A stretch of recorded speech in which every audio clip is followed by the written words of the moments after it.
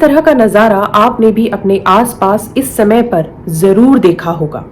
ये बड़े बड़े लाल सुंदर फूल पेड़ के चारों तरफ फैले हुए कितने खूबसूरत लग रहे हैं ना।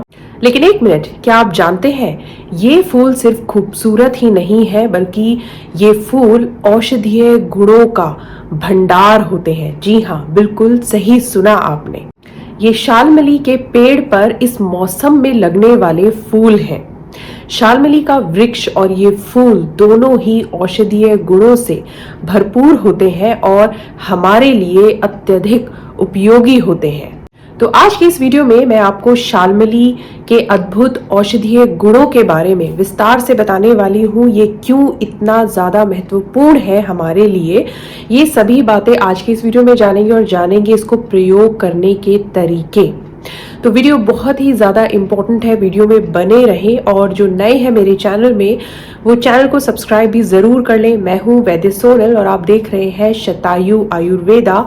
आयुर्वेदा में अगर आप इंटरेस्ट रखते हैं, अपनी हेल्थ को लेकर थोड़ा भी जागरूक हैं, तो चैनल को ज़रूर सब्सक्राइब कर लें। चलिए स्टार्ट कर लेते हैं आज का ये वीडियो।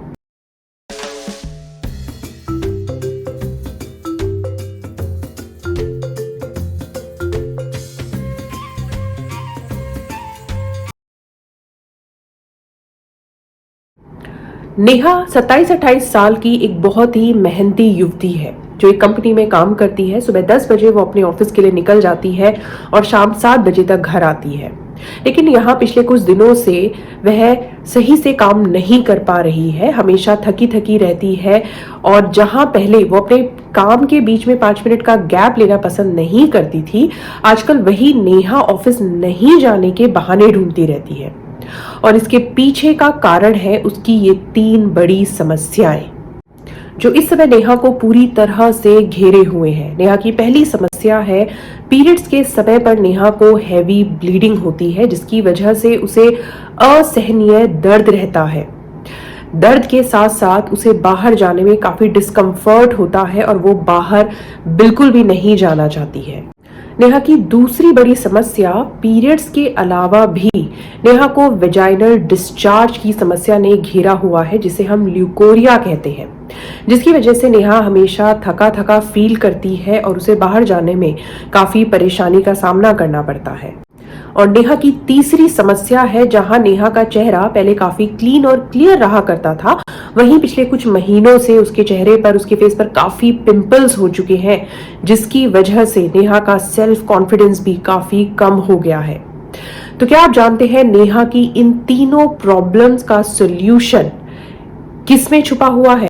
जी हाँ, बिल्कुल सही समझा आपने। वीडियो के स्टार्टिंग में मैंने जिस पेड़ की बात की थी, शालमली, जिसे सेमल या सिंबल भी कहा जाता है, इस एक वृक्ष में नेहा की तीनों प्रॉब्लम्स का सॉल्यूशन छुपा हुआ है। तो वीडियो में हम आगे जानेंगे किस तरह से नेहा की इन तीनों प्रॉब्लम का सॉल्यूशन हमें देता है शालमली का ये वृक्ष। वीडियो में बने रहें और चैनल को सब्सक्राइब भी जरूर कर लें। आयुर्वेद की संहिताओं में शालमली के गुणों के बारे में बताया गया है। शालमली स्निग्ध होता है, रस में मधुर होता है, ये वात का शमन करता है और कफ पित्त शामक भी होता है। आयुर्वेदिक संहिता भाव प्रकाश में शालमली के गुण और प्रयोग के बारे में बताते हुए कहा है, शालमली का एक बहुत ही महत्वपूर्ण गुण है, ये शोणित स्थापन करता है, रक्त का स्तंभन करता है। It means it prevent bleeding, जिसकी वजह से पीरियड्स में होने वाली हैवी ब्लीडिंग में शालमली का अगर प्रयोग किया जाए तो ये उसे रोकने का काम करता है। शालमली का दूसरा गुण है ये वेदना स्थापन होता है, यानी कि शरीर में हो रही वेदना यानी कि जो दर्द होता है उसे दूर करने का काम करता है। प्रजनन संस्था रिप्रोडक्टिव सिस्टम पर शालमली के रोल की बात की जाए तो ये रक्त प्रदर, श्वेत प्रदर, जिसे ल्यूकोरिया भी कहते हैं, इस समस्या को दूर करने का काम करता है। शालमली के बाह्य प्रयोग की बात की जाए तो आप जो ये देख रहे हैं शालमली की छाल पर ये जो कांटे जैसे दिख रहे हैं, इन कांटों को अगर दूध में पीस कर चेहरे पर लगाया जाए तो ना सिर्फ पिंपल्स की समस्या दूर होती है, बल्कि पिगमेंटेशन, रिंकल्स, फाइन लाइन की समस्या भी पूरी तरह से दूर हो जाती है।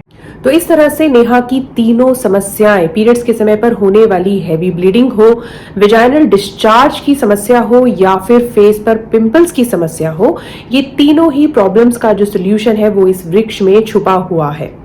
लेकिन यहां पर मैं एक बात जरूर कहना चाहूंगी, किसी भी प्रॉब्लम का डिटेल इन्वेस्टिगेशन, प्रॉपर डायग्नोसिस होना बहुत ही ज्यादा इंपॉर्टेंट है। इसके लिए किसी आयुर्वेदिक फिजिशियन से आप जरूर कंसल्ट करें। आप मुझसे भी कांटेक्ट कर सकते हैं। नेहा की 3 प्रॉब्लम्स का सोल्यूशन ही नहीं, इस वृक्ष में और भी बहुत सारे गुण छुपे हुए होते हैं। तो देखिए, सबसे पहले नेशनल लाइब्रेरी ऑफ मेडिसिन की ये एक report. Bombax malabaricum has the ability to treat fever, alleviate dampness, detoxify the body and prevent bleeding, जो हजारों साल पहले ही आयुर्वेदिक संहिताओं में बता दिया था।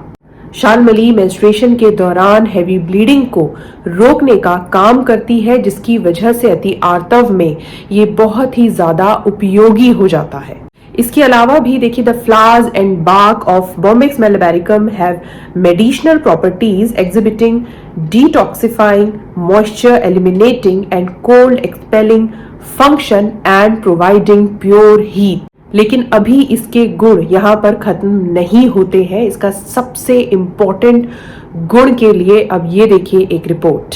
Bombyx malabaricum has been shown to have anti-cancer effect. During early 2014, Bombyx malabaricum was discovered to have the strongest anti-proliferative activity against human renal adenocarcinoma. Bombyx malabaricum also decreases myelosuppression and enhances immune response for cancer treatment. तो इस सब से ये clear हो जाता है that this medicinal plant has anti-cancer properties too. तो इस तरह से देखा आपने, शालमली हमारे लिए कितना ज्यादा महत्वपूर्ण है, कितने गुणों से भरपूर होता है ये वृक्ष। लेकिन अब सबसे इंपॉर्टेंट पार्ट, इसका प्रयोग कैसे करें।